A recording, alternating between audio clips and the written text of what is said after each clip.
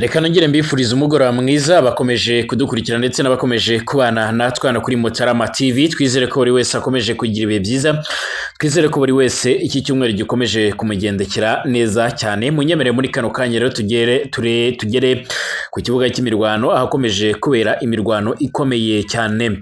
Ngira ngo murabizi neza mwese yuko amaso yacu dukomeje kwerekeza ku butaka bwa Repubulika Iharanira Demokarasi ya Kongo mu rwego rwo kugira ngo tumenye byinshi ndetse tunasobanure byinshi, tunabagezeho byinshi kubikomeje kugenda bigaragara. Mukanya mu kiganiro cyatambutse nibwo nagarutse ku kuba hamaze gutegurwa icyitwa nka operation ikomeye cyane kugira ngo bigarurire ibice bigiye bitandukanye byano muri Kivu y'Amajyepfo, cyane cyane ibice byamaze gufatwa n'uyu mutwe usanzwe urwanya ubutegetsi bwa leta ya Kinshasa. Amakuru dufite dushingiye kuri video ikomeje kugenda igaragara ku mbuga nkoranyambaga yerekana uburyo abana bwose bamaze kwirukanwa ku mashuri guhera mu gitondo cya kare cyo kuri uyu wa kane ku itariki 10 z'ukwezi kwa karindwi umwaka wa 2025. Amakuru tugera ashimangira ko mu bice bya Nyangezi urugamba rwongeye kwambikana nk'uko bigaragara, aho kugeza ubu ngo bivugwa ko ruri kumanuka rwerekeza i Bukavu. Ibice bikomeje kugenda biromberezwa ni ibice bya Bukavu ndetse na Kavumu. Ibi ni ibice by'ingenzi hano muri Kivu y'Amajyepfo, dore ko bikuyemo ikibuga cy'indege cya Kavumu ndetse n'amakuru akomeje kugenda ashimangira yuko ingabo z'u Burundi zikomeje gusatira ibi bice ku rwego rwo hejuru.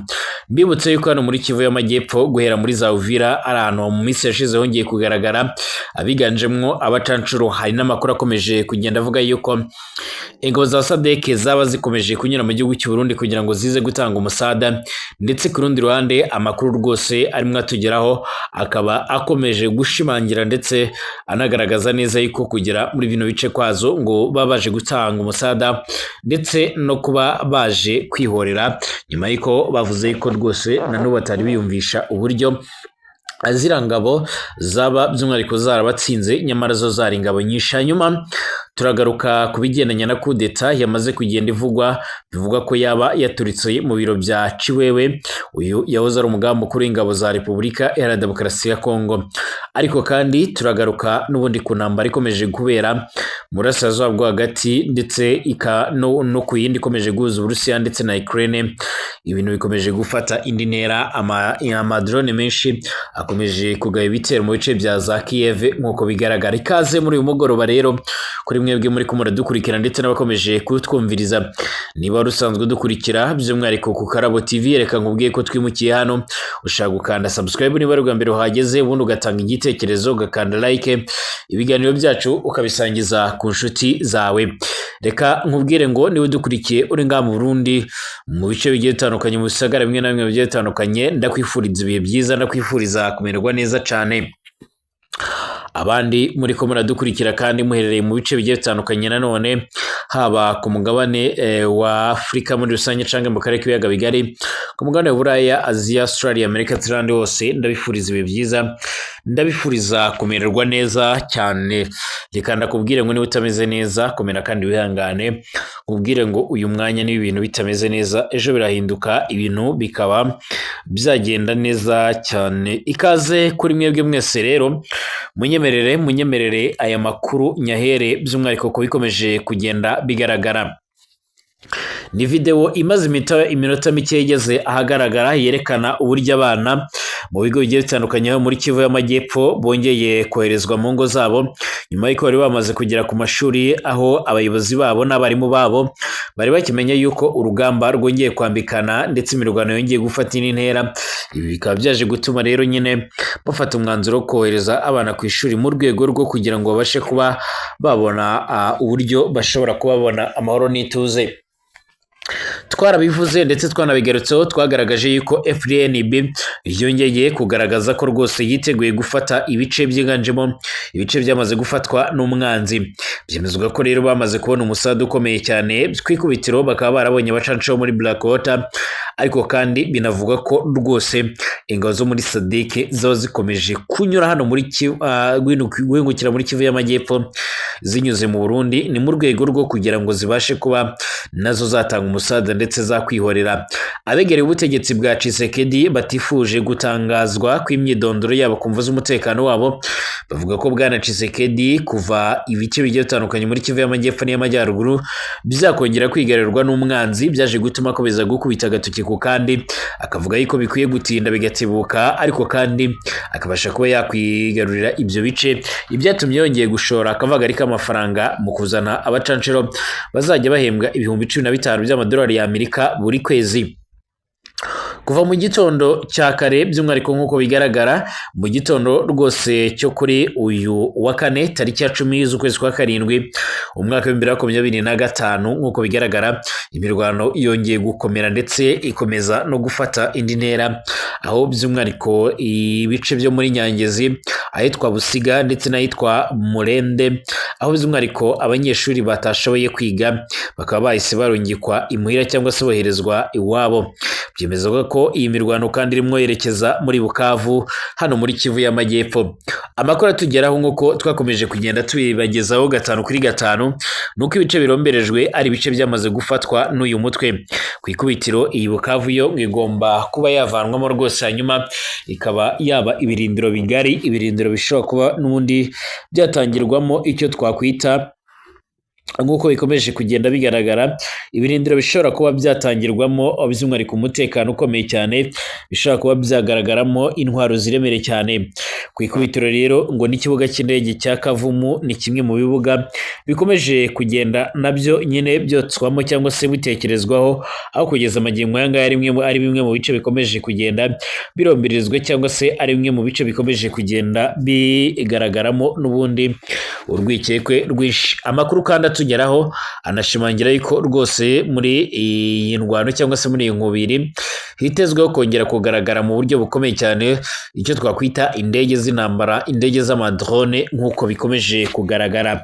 Ibi byose rero bikomeje gushimangira ndetse no kwerekana uburyo hano muri Kivu y'Amajyepfo ibintu bishobora kuzafata indi ntera, ariko kandi bikaba byanakomereza muri Kivu y'Amajyaruguru, kuko undi mujyi bifuza ni umujyi wa Goma. Uyu mujyi nawo umaze igihe by'umwihariko waramaze kwigarurirwa n'izi nyeshyamba nk'uko bikomeje kugenda bigaragara, cyangwa se nk'uko amakuru akomeje kugenda atugeraho abivuga.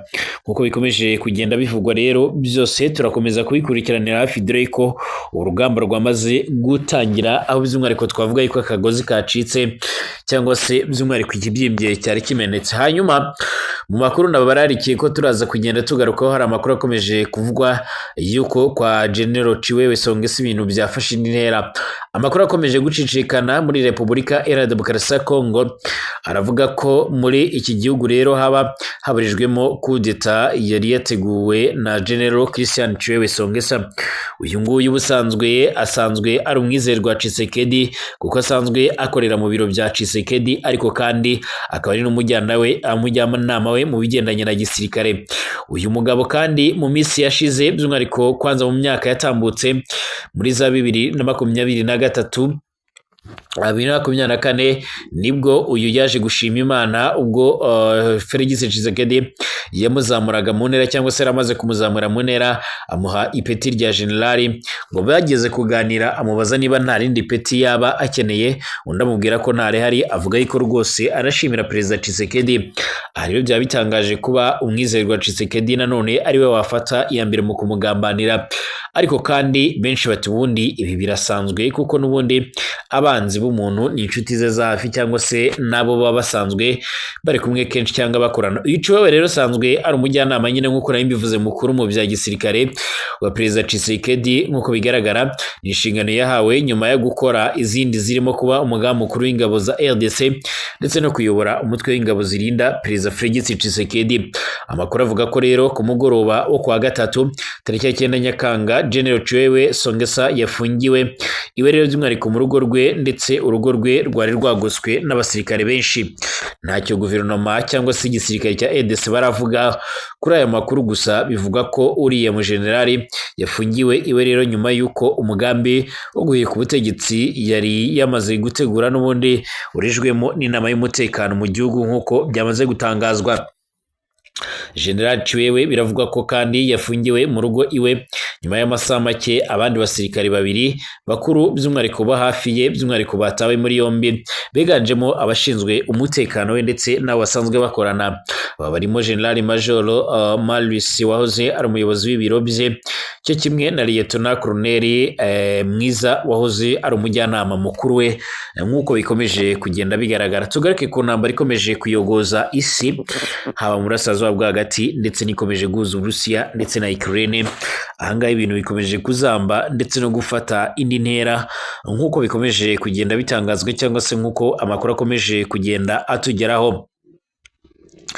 Amakuru avuga yuko muri ibi bice rero n'ubundi intambara ikomeje kugenda ifata indi ntera, kuko ibintu byinshi bikomeje kwangirika mu buryo budasanzwe. Ingabo za Isiraheli zatangaje ko mu gitero zagabye mu gace ka Alumana muri Gaza, umusirikare wazo by'umwihariko yatewe icyuma ajyanwa mu bitaro, mu gihe by'umwihariko wakimuteye yahise yicwa. Intambara ya Isiraheli n'umutwe wa Hamas by'umwihariko imaze imyaka hafi 2.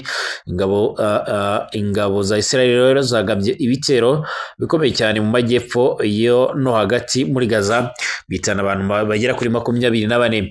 Ibitero bya Isiraheli kandi mu mujyi wa Al-Manar byagabwe by'umwihariko mu gitondo cyo ku itariki ya 10 nyine uyu munsi Nyakanga 2025, byiciyemo umugabo umwe rero ukekwaho gutera icyuma umusirikare wa Isiraheli.